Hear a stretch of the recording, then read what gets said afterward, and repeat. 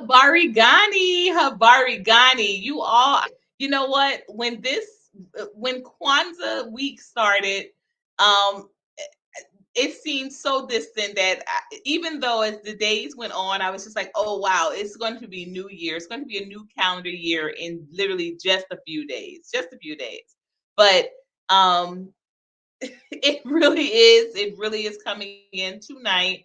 And so for this day being Kuumba, creativity, we have a very just engaging conversation about creativity and about our people and what that has meant to our culture, to our community, to our diaspora, as well as to our village, right?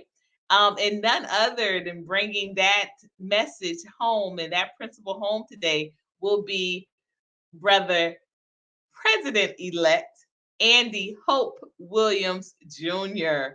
And so we will be listening in and engaging in conversation about what creativity means to this brother. Now, Andy and I have been, President elect Andy and I have been colleagues and we've been a part of the network together. And when I say the network, I mean the movement and I mean boots on the ground, being engaged in this fight and being active in it as well for a few years now. But so impressed with not only the resolve that Andy takes, but also his continued his stamina in this movement. I want to be very, as I have been, very candid and very honest with you all week. The 2023 was a tough year for myself, for my family, in regards to my mentality, for an appreciation for all fashions of the movement and the ups and the downs. It was very hard for me to really stay focused and committed and appreciative of all facets. But things are definitely looking up as 2024 approaches, the year of open doors. And I believe that these principles and these conversations are giving new life and new light to how to approach and these struggles that I've been having, struggles that I had with 2023. And it's very telling, I believe, that so much is going on as we approach the new year, but so much opportunities are happening within there as well. And I want to thank everyone that is continuing to give love to the previous conversations, because those numbers are growing daily. And we appreciate that here at the Glow channel. We appreciate everyone that's coming in for the first time for these conversations. And we appreciate you all for coming back, because some of you have been here every day with these conversations and you have been taking part and you've been engaging. And we truly, truly appreciate that. The Glow channel appreciates the love. We have made a commitment, hubby and I, for 2024, year of open doors. We are getting back onto a committed, consistent schedule with coming in and engaging with all of you all. We've missed you, but we definitely had to get some things together. And we've done a lot of studying up and appreciating what that has meant. So let's go down, you all, because we are on our sixth day. That's right, counted our sixth day of Kwanzaa. Let's go over those principles before we bring Brother President elect Andy Hope Williams Jr. up. I love that, by the way. So we are started out with Umoja, right? Let's count them down, you guys. Umoja. Umoja meaning unity. That is the way we kicked off Kwanzaa and we opened with it, okay? Wednesday we went on to Kuji Chagalia. Kuji Chagalia being self-determination. All right. Wednesday, we went on to Ujima. Ujima, collective work and responsibility. All right. Then we finished up the week with Ujama, and that was Peter Brown brought the word. Peter Brown, from the formerly of this Ledge Group. Please, if you have not seen that, go back and take a look. All right. Then yesterday, y'all, we thought, if you thought we were going to slide into home plate, like, limping, you wrong. Okay. We are finishing this year, as my husband says, so strong. We're finishing this fourth quarter. Okay. We covered the Kwanzaa conversation principle of Nia, which is purpose. And we had a dynamic dialogue regarding race, regarding reparations, regarding race relations, and atonement. Absolutely. So please, if you have not checked out any of these past conversations, make sure you do so. And then today, again, without further ado, we are tackling the principle of Kuumba, creativity. Habari Gani, and welcome.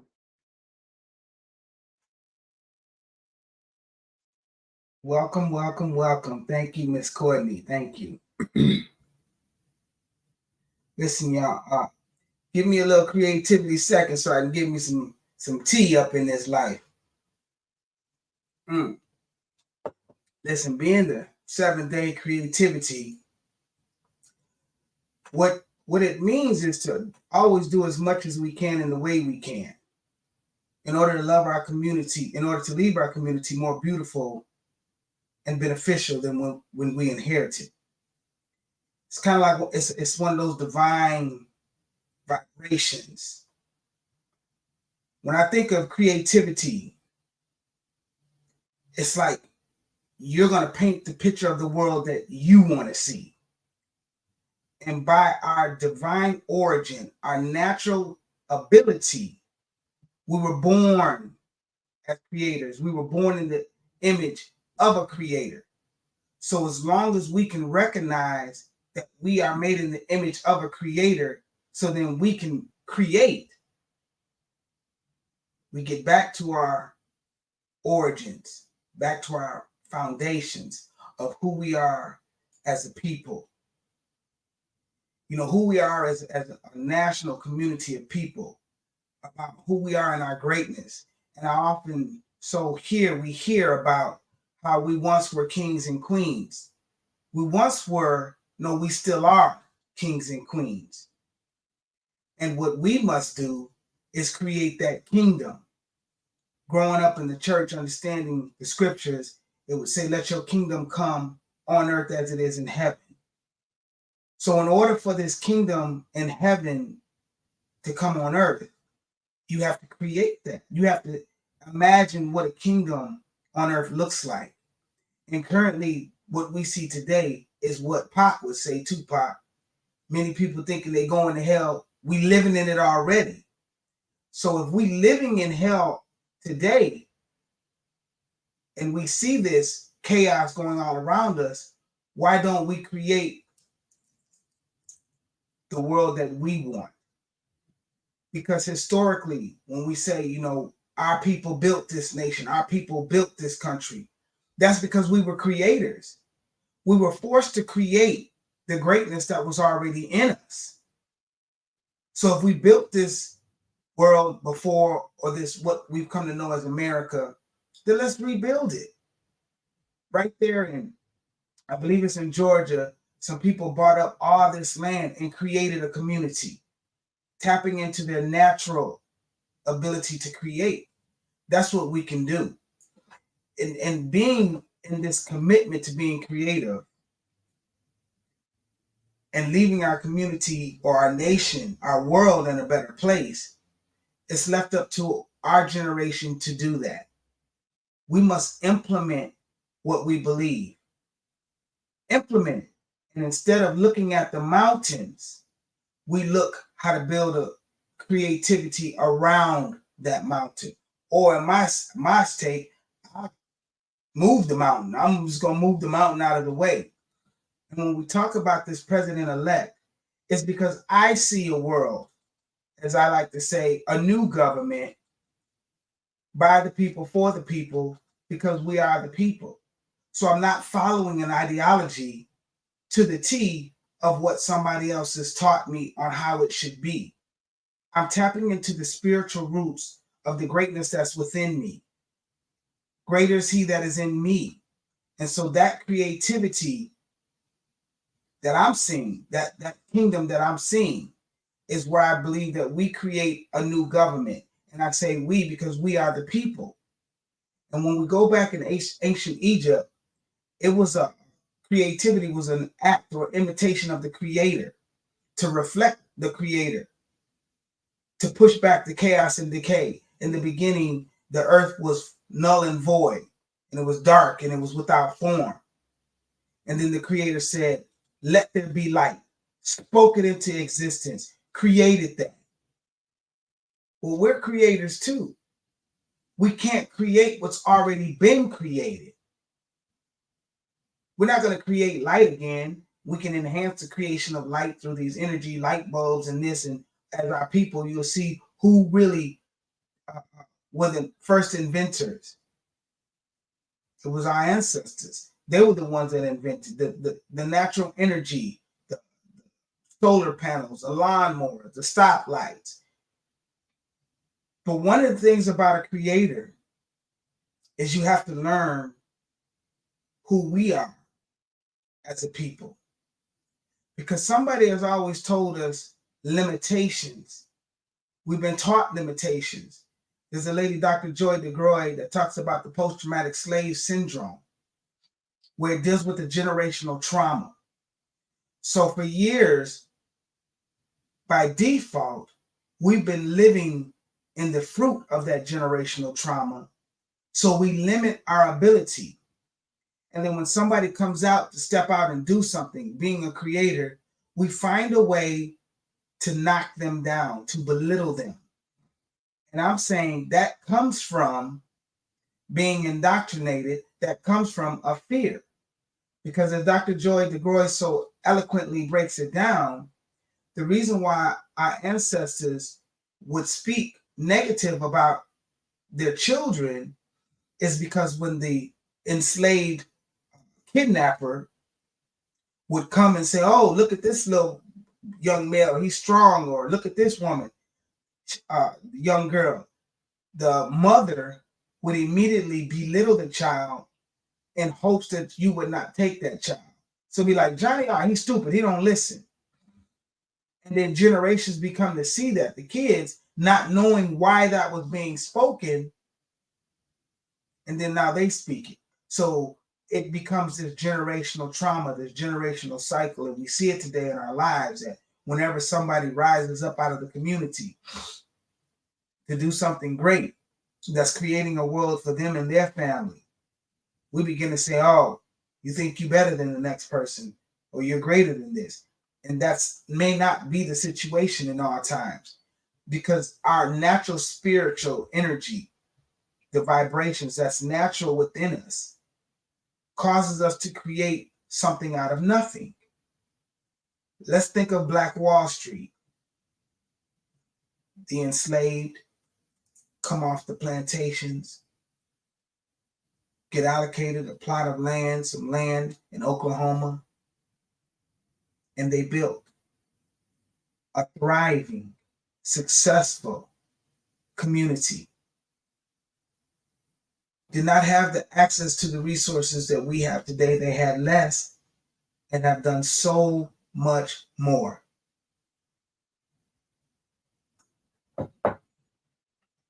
They stuck together.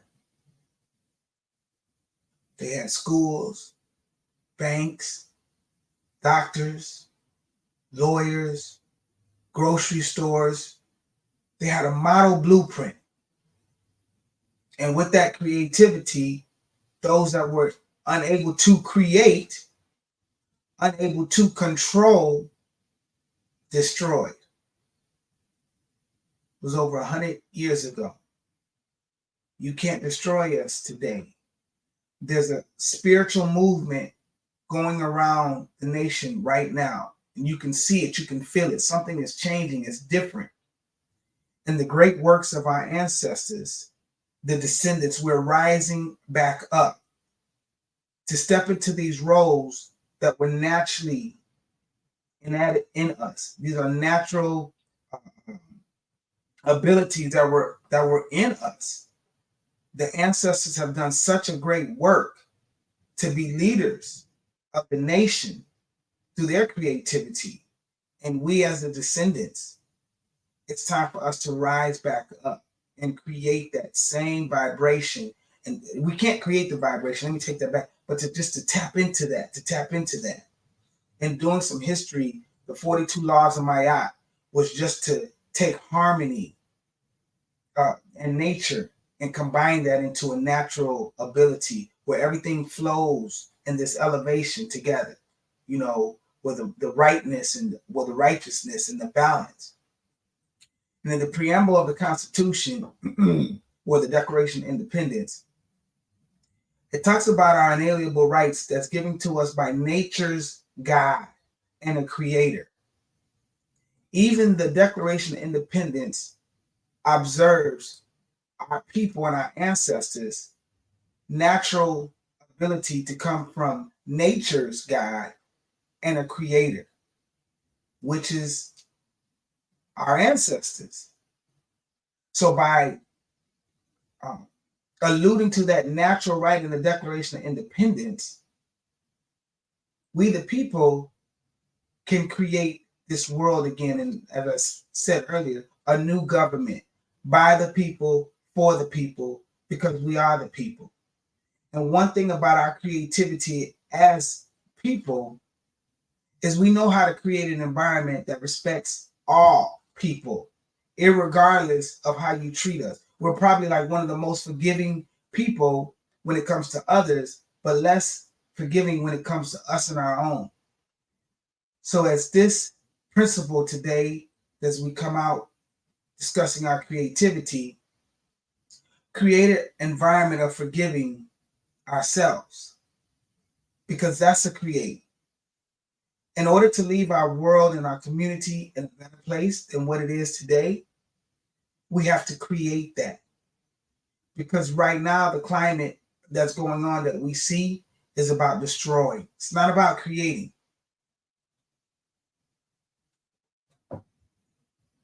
A wise man leaves an inheritance to his children's children.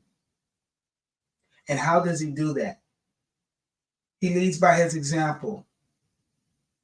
We must change the narrative in our homes and how we speak.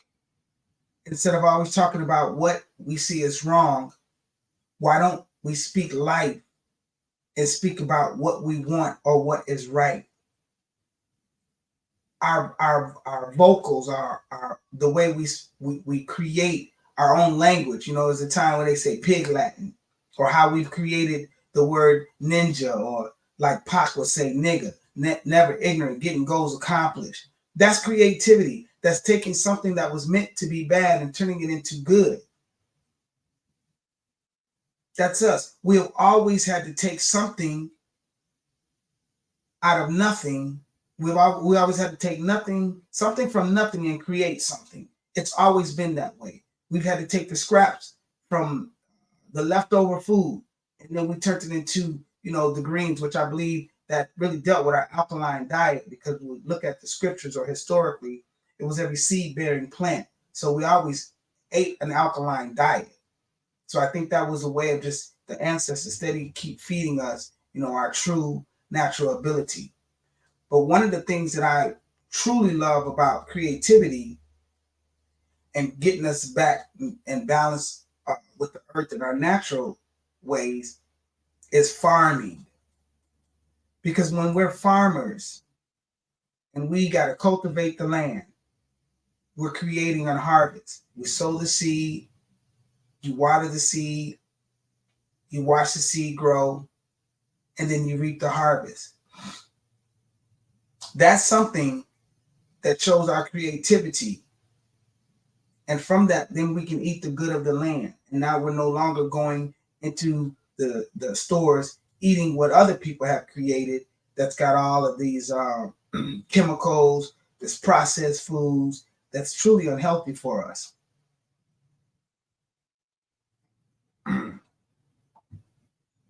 And if you look, not sure if y'all know, but Master P came out creating some cars. There's another brother that came out with some electric vehicles that he's created.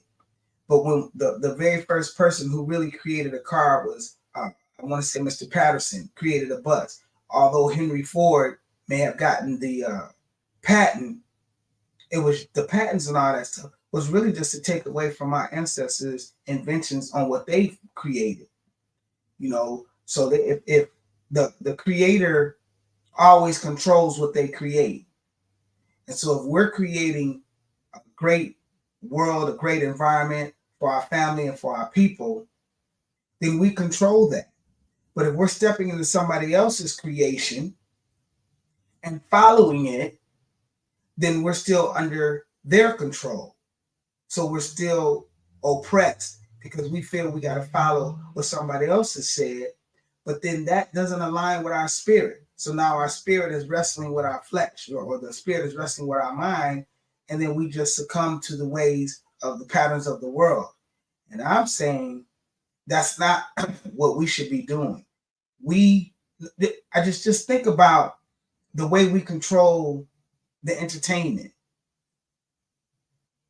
mass audiences, the way we've come up through sports, no matter what it is. Look at Tiger Woods, boom, golf, leading it. And yet and still, we find it difficult at times to tap into our natural ability that was given to us from the ancestors. And one of the best ways to create is in a spiritual environment, meaning I'm being free with my own thoughts. I'm being free with my own mind.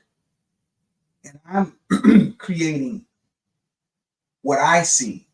One of the songs that we wrote for our campaign is saying that the world was such a bad place. You wanted a picture, I had to paint it. Like I had to create this picture that I want to see. And that starts sometimes with just a little seed, just a little idea, just tiny little idea. Look at forgive me if I can't recall, but he was a bricklayer. Why does his name escape me right now? But the vocation, when we talk about the vocation, that's us creating, going back into the trades, the bricklayer, the guy who created the peanuts. He didn't create the peanuts, but the peanut butter carver, I think that's what his name was. This is the art that we've created. It's a guy, Dr. Charles Smith. He's taken this, he makes these sculptures, statues and stuff out of, I want to say garbage or trash, but like recycled materials. He takes it, and he's a renowned world folk artist, Dr. Charles Smith. Made all these statues. He's done statues for Michael Jordan. He's done statues for Emmett Till. He had it all into his yard. And if you Google his name, you will see him, a great friend of mine. But here's somebody that created something out of nothing. And the reason why he created this is because he was in the Vietnam War and dealt with this Agent Orange. And he said he had to find some way to combat the racism. So the spirit told him, we'll create art. And he used that art as a weapon to combat the racism. And brother, he started out in Aurora. Now we're in Hammond, Louisiana. With he turned his whole yard into these museums, I would say. That's what it is. But all from folk art is what he did. And he's in Spain and all over the world, but the brother does not fly. He gonna drive and take the train. He ain't going no other way. But just the way that he tapped into his own ability to create something. Right here in Chicago, is 3 brothers coming together to build a skyscraper. A skyscraper. In Chicago, 3 brothers.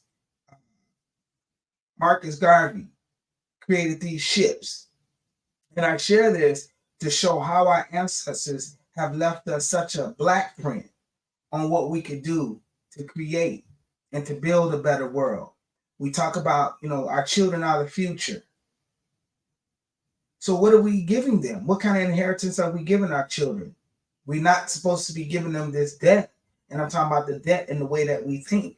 We should be teaching them on how to be free, thinking liberated, a liberated mindset, freedom, freedom. My whole campaign is created on freedom. That's what it all is. Abolish legalized slavery and involuntary servitude. Why? Because when it's been abolished, but there's no accountability behind it.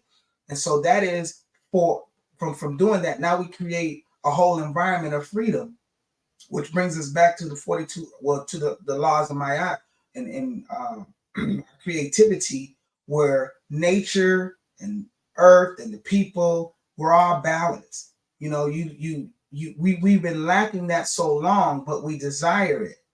Instead of us stepping out there to do that and create that, we're asking somebody to do it for us. And Marcus Garvey talked about this thing, man, know thyself. And what he said is like 4 million Negroes, and I'm quoting him for the word Negroes, but if 4 million Negroes could just know who they are, know thyself, we would change this nation, the world overnight. Because we would create exactly what's already natural for us to do. An environment of peace, love, harmony, joy. This is what we're able to do. And when we come through this season of Kwanzaa and celebrating the principles, they're more than just a principle. It's more than just me talking to you. It's saying, go back, pick out the one that aligns with you and study it. As they say, study thy word to show thyself approved. But just don't study it, implement it. Tap back into our natural ability to be creators. When the scriptures say, in the beginning, God created, the part I like is he created man in his own image and told that man, that woman, to be fruitful and multiply. When the story of Yahshua, most of them hear him as Christ, he said, greater things that you'll do than what I've done. Greater works will you do. Setting the blueprint right there, telling us we're able to create so much more than what has already been created. But we cannot recreate something that's been already created. And that is sometimes, I want to do a new thing. And I'm a type of brother that every time a new phone come out, if the one I got's not broke, I don't need a new phone. If it ain't broke, I don't need to fix it. Because we get into this mindset of we need, and then we never get to enjoy what we have. We must enjoy what we have as a people. We really must do that. And excuse me. You gotta excuse me. I'm coming over this little, who knows what it was, but that's why I gotta get my tea.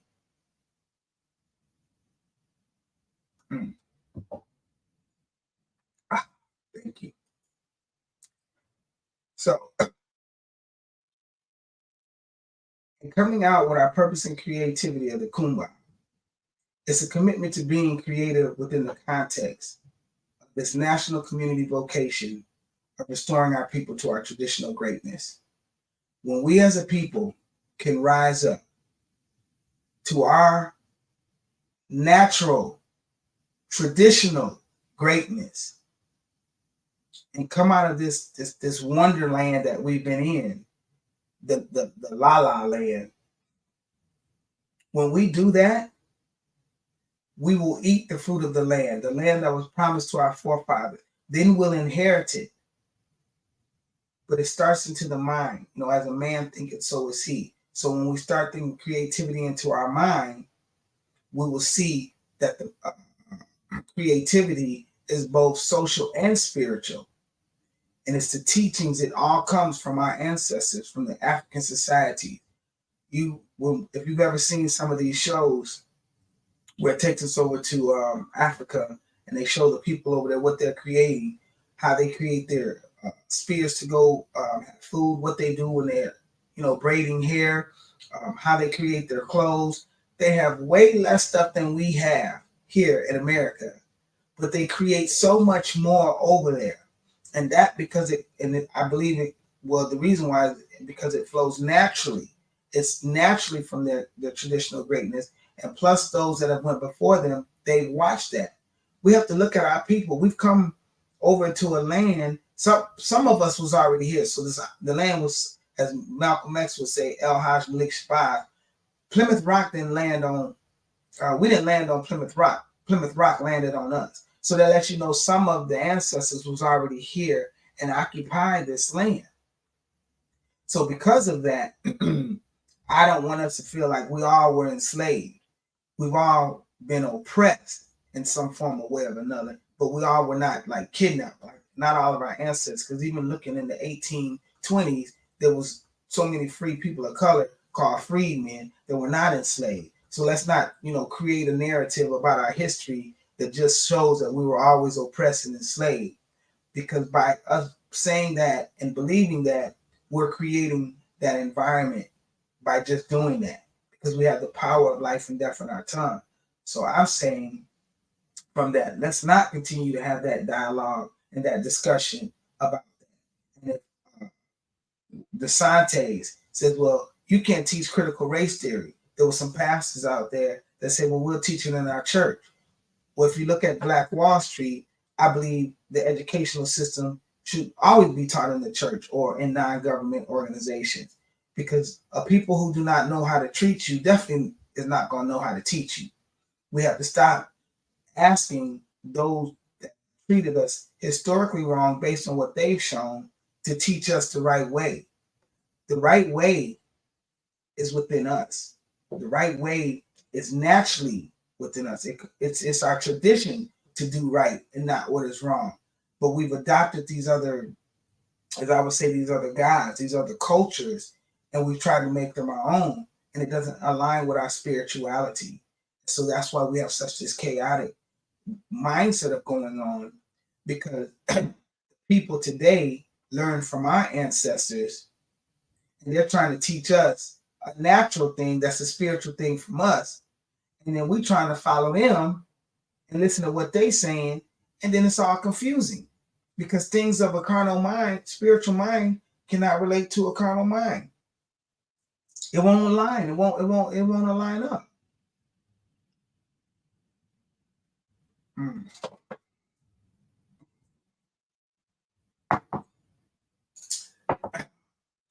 So I just want to close out to talk about, to finish out with the sixth principle of Kwanzaa, Kuumba, creativity. Logically, it will flow and is required by the principle of Nia. My people, my people, my people. We are natural born creators. We have the ability to create the world that we want to see. And I'm asking, sharing, telling each and every one of you, the time is now. The time is now for us to create such a beautiful world, not only for the next generation, but for our generation. We have the ability to create this world right now. We do. We've done it. Listen, my story is, I was a drug dealer. I was destroying my community. We took something, little 16, and then made it into something a lot more.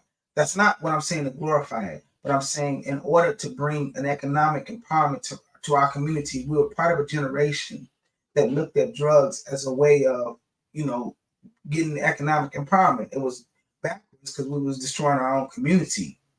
But that's us taking something. You look at them trying to legalize this cannabis or marijuana. That's a plant. Our ancestors used to cultivate that, would use it as a bartering and trade. We're getting back to a system today now where we can create our own currency. We can create our own stores, our own schools. We can create a nation for us, by us, because it is us. And it doesn't mean that we don't like somebody else because we're creating something for our own. It's we have a different culture, and we need to align with that. So my name is Andy Hope Williams Jr., 2024 presidential elect. And I'm sharing with y'all today, Kuumba. Thank you.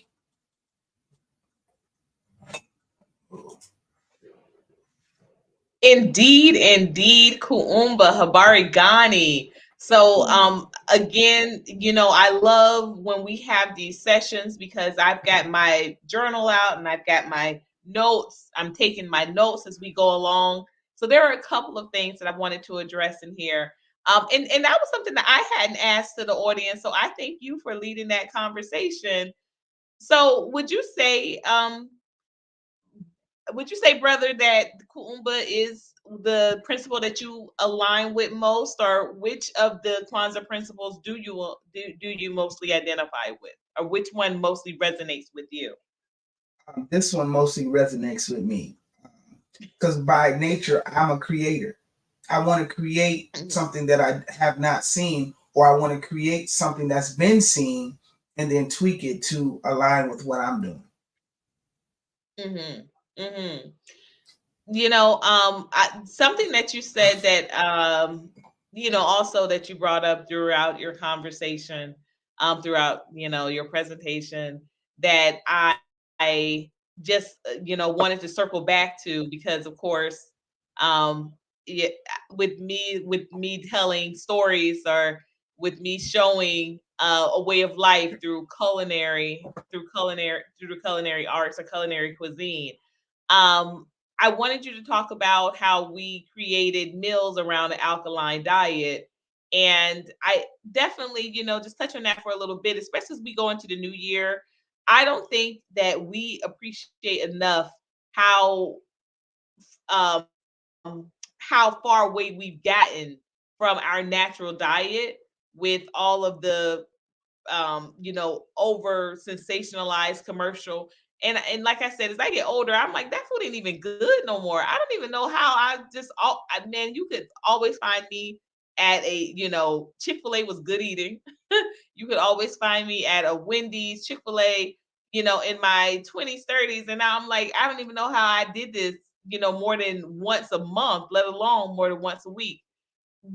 Why do you think, not just why, because I think that we kind of understand this is a very, we're pretty involved in the intellectual audience here, but what do you think it will take for us to get back to the whole farming, creating our own? Because yes, when you talk about Kuumba and creativity, farming, this was our natural a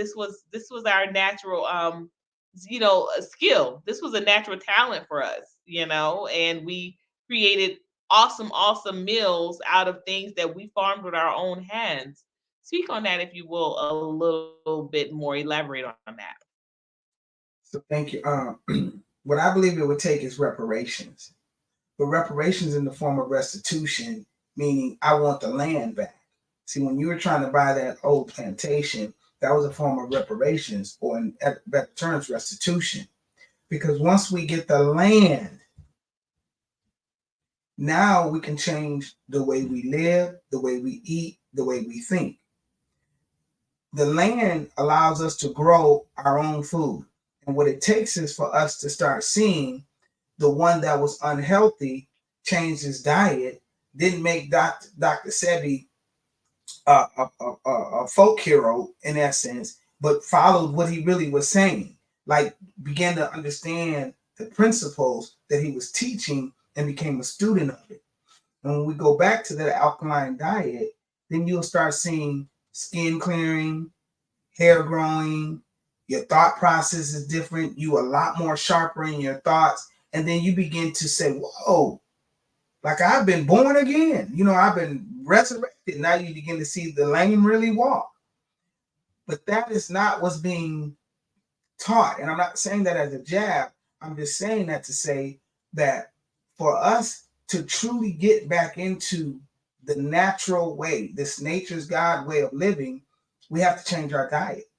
All throughout the history and the scriptures, you see they were always working the land, dealing with the animals. Where do you deal with sheep in that? On a farm. That lets you know historically ancient ways, this is how they live. They wouldn't hear people dying of cancer. Well, that didn't even exist. That has something to do with the way we eat. And as you say, when you know better, you can do better. And you take it one day at a time. I'm not saying, you shut down everything you're doing today. If you have the ability to do it, that's great. But if you don't, you say, hey, well, I'm going to just, I'm going to cut back on this. I'm a brother that thought he would never in his life stop eating pork. Never. If I eat some pork, now you might catch me with a slice of bacon here and there. But if I eat some ribs, I eat some of that stuff, I'm instantly sick. Mucus comes up like fast. I'm not going to do that because my body is no longer in alignment with that. And again, I'm a brother that said, man, I'm gonna give me some ribs. Oh no, no, no. So once you begin to see the difference of how your body is functioning, that allows us to get back into it. And when we start having these those farmer markets, I'm saying, and you see all the people out there with all these fresh, vegetables and stuff, and then you saying every week I can get this, and man, it's a fraction of the cost what I'm getting at the store, and now you're able to make, these dishes with fresh food and stuff like that. You'll say, man, we should have been doing this a long time ago.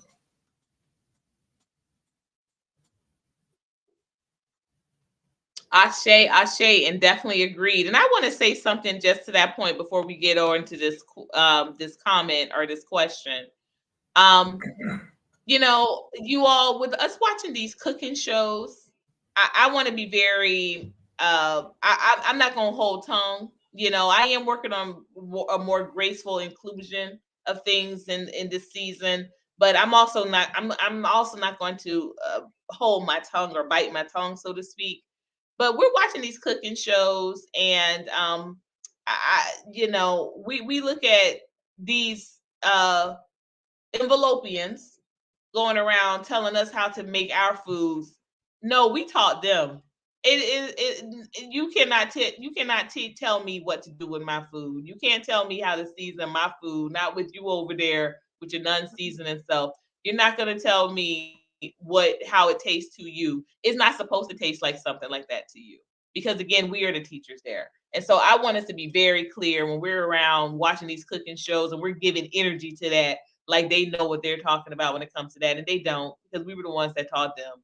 We were the ones that showed them what to do with these foods and created these dishes that they take credit for today. We created these. So we want to give a shout out or a salute to brother James Hemmings, Sally Hemmings' brother, who invented the French fries. Yes. Macaroni and cheese. Yes. French bread. This was his cultivation and bringing on his traditions and bringing this over to America. So so we have a comment here, a question: is there a party you are aligned with? Also, could you explain a little about the platform you are running on? What is the basis for your platform? So the basis of the platform is that the people are sovereign, and it's about freedom. Freedom is an unalienable right that's given to us by nature, God, or Creator. So the only thing we're running on is abolishing legalized slavery and involuntary servitude. And the reason why I say that is because, one, coming up from the enslavement, like Frederick Douglass was a slave, well, so was I when I was enslaved in this penal institution, which is nothing but a modern day plantation. So it's a big focus on prisoners' rights, because prisoners are people too. And when you look at the conditions in the prisons in Alabama, Mississippi, so many of them, you can see the very resemblance of what it would have been like to be enslaved. The same junk food that they was giving you, the scraps, the same stuff. So it's a big movement on prisoners' rights. But it's more than that, because when I talk about the involuntary servitude, the taxes that we pay, that means you're working for somebody. That's a form of involuntary servitude. People don't pay taxes lawfully. That's legally. The stickers that we pay on our automobile, that's a form of involuntary servitude.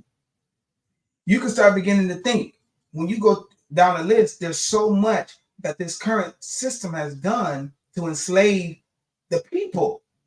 And we keep just falling in line. I just filed an 89-page lawsuit against the state of Illinois, because I'm in Illinois, about the driver's license scheme and the traffic ticket scheme. Driver's license are only for those that are engaged in commerce, meaning the truck driver, the limo driver, the chauffeur driver, the taxi cab driver. If you're not using the roads for business, then you don't need a driver's license. Now, I'm not telling you don't need to have some kind of competency test to drive, but I'm telling you that whole driver's license scheme is now we want you to register your private vehicle with us, pay us, which is a form of force, which is oppression, which is a form of slavery. And then now that you've done and registered with us, now you're going to make sure you follow these rules that don't even apply to you, but you're going to follow them. And when you don't, I'm going to charge you $287, $300 because you didn't use your turn signal 100 feet. You didn't stop at the stop sign. Well, where's the victim at? I'm the one that's the victim. We, the people, are the victim. So that's the form of involuntary servitude. So it's not just about the prison, but that's a big thing because that's never been really addressed. We go back to 1840s talking about abolishing slavery. Well, it never was abolished. It's just slavery by a different name. And now all the people is enslaved and don't even recognize it. So that's the main platform about what it is, which is coming through freedom. And then the party it is, we tired of parties. Everybody think they got a party that can do better. So what we did is we formed a membership association, a movement called We Are the People. That's what it is. And we align, and we're not waiting till November 5th, 2024, but to assist the people, we're assisting the people now. And I can assure this, there's not one candidate that's out here on this campaign trail, which is not my competition, but there's not one candidate that is doing the work that we're doing today. Everybody's saying, when you elect me, this is what I'm going to do. I'm telling you, this is what we're doing now. I sued the state of Illinois on behalf of the people. I've sued 30 states for their ongoing role of slavery back on July 1st, 2021. 31 states saying that your modern day prisons is modern day plantations and they unconstitutional. They violate international law. This is the stuff I've been doing. Suing the traffic stops, fair housing, anything that you want to discuss that goes on with infringing upon the rights of the people. Andy Hope Williams Jr., aka the hood candidate, he been at them, been at their necks. Real talk. And I truly believe the majority of them don't even recognize that they've been born into this system and don't even realize what they're doing is wrong. But that ain't my fault. Ignorance of my rights ain't no excuse. You don't gotta know my rights. The role of government is to ensure my rights are being protected. And that's what I am. I'm that applicant. Because again, running for president, you're just applying for a job. That's what you're doing. And imagine you gotta raise millions of dollars for a job that pays $400,000. This ain't about the job. This is about the power. And what I know is the people have the power. It's not power to the people. We, the people, have the power, and we've always had the power because we created everything out here. We, the people, created this. So it's not a group of people that would create a system that would tax them. That's when there was no accountability for those that you've elected to represent you, and then they weren't held accountable for violating their oath. Well, we the generation that's going to rise up and hold them accountable by running for those positions our own self. That's one way, but then through the courtroom and the boardroom. And we're doing it, as my man El Haj Malik Shabazz said, by any means necessary. So, Brother Dave, that's my answer to your question. Yes, that was my hubby Devon. We want to definitely welcome you all to get a subscription in the newsletter, The Village Voice. The link is right there on the screen. Brother President-elect Andy Williams brought an awesome commentary to the newsletter last month, and that is available in our blog site space on the site. So please become a member of the Village Voice and make sure you get that newsletter. So not only can you stay updated on where we are with procuring plantation properties, but also aligning yourself with other people that are seeking village opportunities as well. So when we say village opportunities, we're talking about completely uh, people having a common unity, as Brother Peter Brown would say, and getting housing together, as well as Brother Andy just said, working the farm together, creating a business out of the land so that you are not having to, search for jobs once seasons turn over. Because, I said the farm was the first seasonal job we ever had, but, that has still allowed you to stay in place as you prepare for the next season, the next crops, and that sort of thing. So we need to start learning how to do that again. And as stated in the comments as well, land is the true nucleus of freedom. Because yes, we can definitely control our narrative of our lives when we are controlling our utilities, we're controlling our food, and absolutely saying cancel that rent and control our housing. Um, Devon wants to know, Andy, is there a website or something to connect with your organization or your movement directly? If you want me to drop that link in, I can do that for you. Yeah, I'll put it right here. Thank you so much, Devon, for asking that. There Okay. you go. Yeah. And so when you post it in, I will just highlight it and share it out. Let's see. Perfect. Perfect.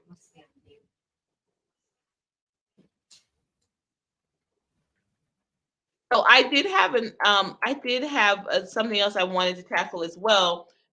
Because that was new information to me. I didn't know. I see you're doing a few things, but how did you come up with, or how was it suggested to you to create that to file that is it a lawsuit or is it a complaint? How did that come up with you?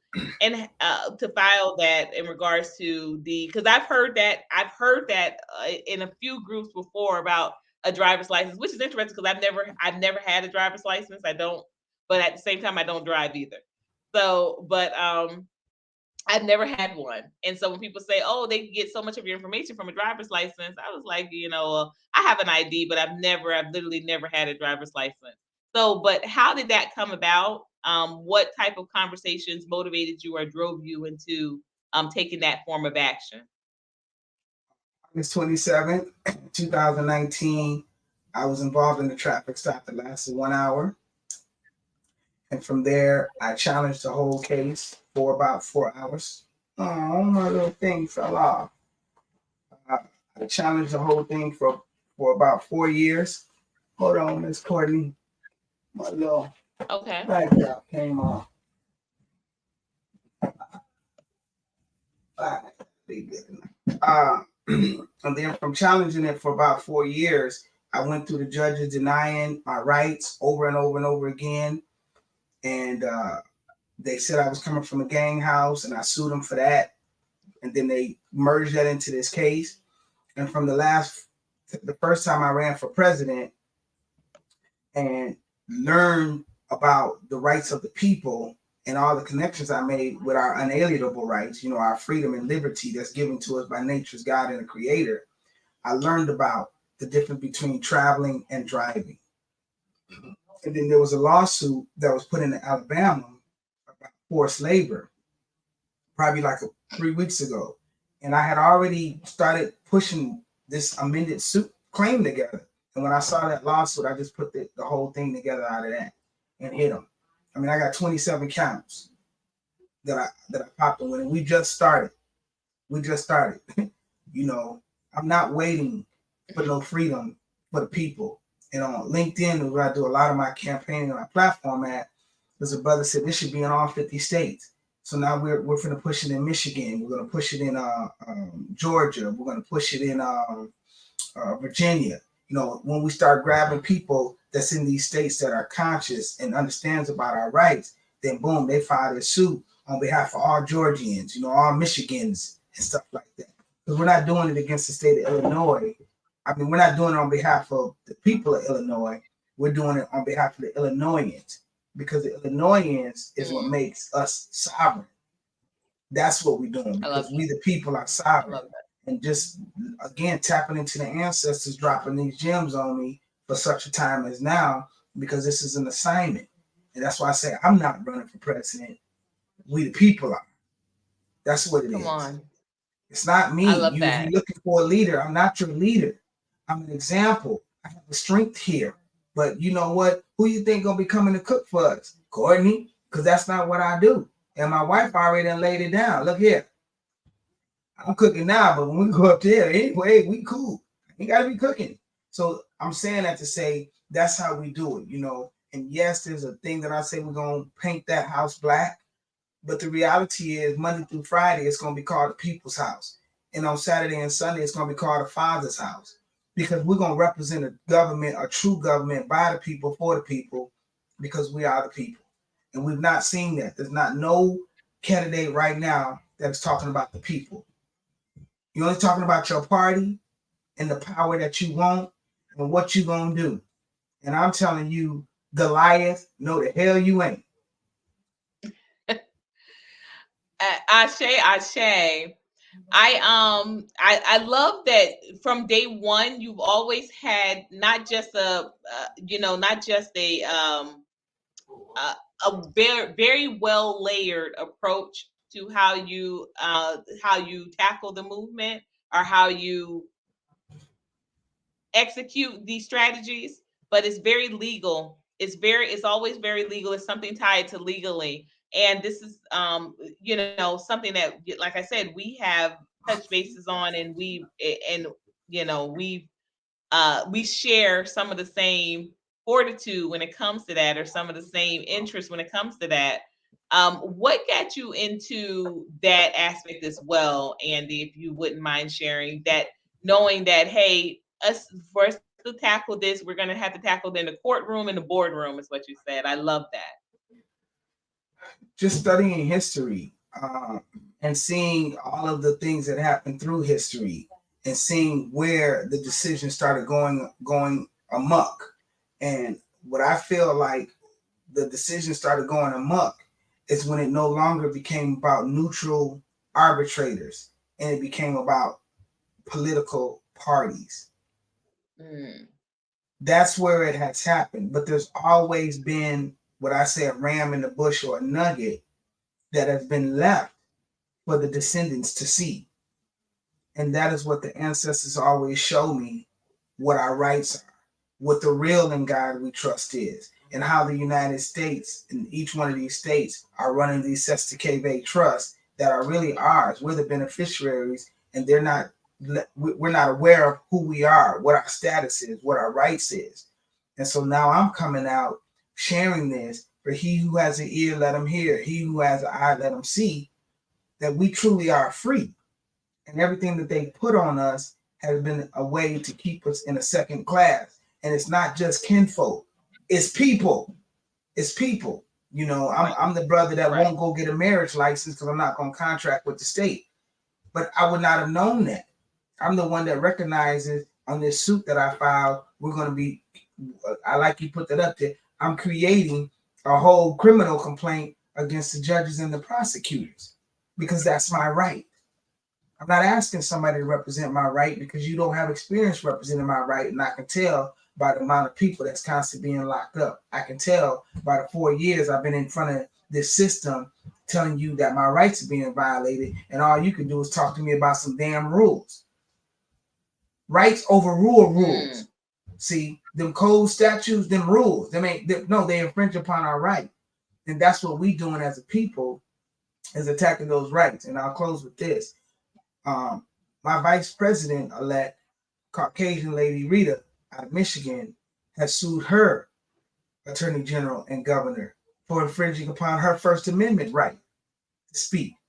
Because what they did is they kidnapped her husband, put him in jail for 3 to 10 years for something he didn't even do against the state. It was alleged he did something against a company, and the company that alleged couldn't even collect from their insurance company because the insurance company said what you doing ain't right. It don't add up. So why he got to go to jail? And like a real wife or spouse, I would say, she came at them and attacked them. Robocalls, showing them, emailing them, this all the stuff you did wrong. And then they brought charges against him. And you ain't going to be my vice president elect. You think somebody's going to bring charges against you. No, we family. So I had to do what I do. And we worked together to put that thing together. And I'm saying that to say we're going to be doing it in Oklahoma. We got a situation out there. I'm not the brother that's saying, when you elect me, this is what I'm going to do. We don't have time to wait. If we can't do it now, it ain't going to happen. You're not going to hit. Listen, I got 3 things I'm going to do when I get to 1600 Pennsylvania Avenue, and they all personal. Ain't got nothing to do with the damn people. They're my house. I'm going to do what I want to do over there when I get there. That's right. It has to be us. Absolutely. Absolutely. And what a way to close. I'm going to definitely continue to share out that website. It will be at the top literally of our 2024 Welcome to the Village Voice, you all. So make sure you get those subscriptions in.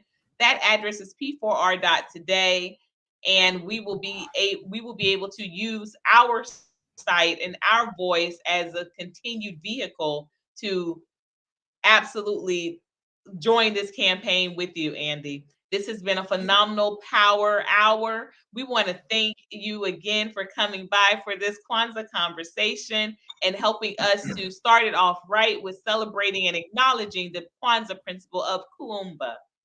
Join us tomorrow, you all, for an amazing closeout to our, and I don't want to say close because remember, we're going into the year 2024, year of open doors, and we are opening up the new year literally with an amazing, very just it's going to be very motivational already. You already know it's going to cause you to get out your seats, led by none other than my God brother, my brother God, Palmetto Star. So please join us tomorrow for Imani as we open up 2024 and we finish up these Kwanzaa conversations with talking about faith and applying that principle to the year 2024, year of open doors. Until then,